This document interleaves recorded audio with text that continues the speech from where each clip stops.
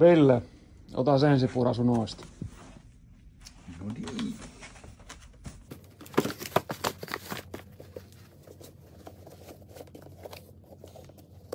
Mielenkiintoiselta ja ihan hyvällä tavalla. Tämähän on uusi pohja.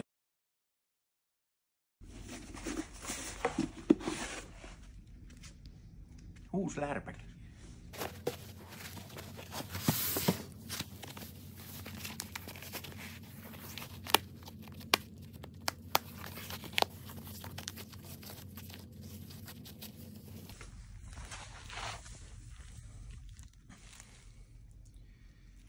Lestihän on heti uuteen jo hyvä.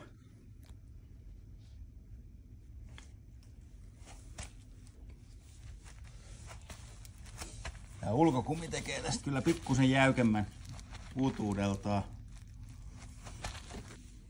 Kyllä mä tästä ihan kiksit saan.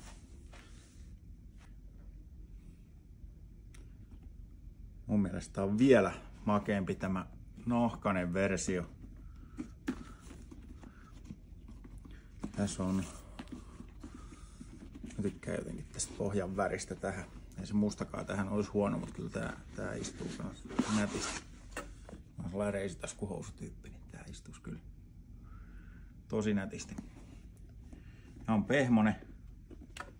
pehmosta nahkaa. Ihan joo selkeästi samasta puusta veistetty ton kankaisen kanssa, mutta luulen, että tää nahkainen kenkä nyt yleisestikin niin käytössä paranee. Menee tosi hyvin jalkaa. On tosi iso toi suuaukko. Ainakin omassa lähipiirissä on paljon kavereita, jotka nimenomaan arvostaa sitä, että se on helposti puettavissa. Se kenkä tässä se on. Mietittiin ehkä aluksi, että pystyykö näillä nauhoilla tai tämän nyörytyksellä kiristää tätä niin tarpeeksi, mutta ainakin nyt meikäläinen saa tosi jämtisti. Tää on ihan sika hyvän tuntuu. Paljon on hyviä kenkiä viime aikoina ja kuukausina tänne meille myyntiin tullut, mutta kyllä tää nyt on ehdottomasti yksi parhaimman tuntumisista uutuuksista. Jotenkin tää lesti on nyt vielä enemmän niin kuin meikäläisen. Aina mun jalka on siitä Vivon lestistä myös tykännyt, mutta tässä jotenkin tuntuu vielä, että ei tarvii edes sisään ajaa tot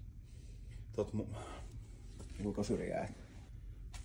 Tää voisi lähteä Artoman poika ilman jarru pallotukseen.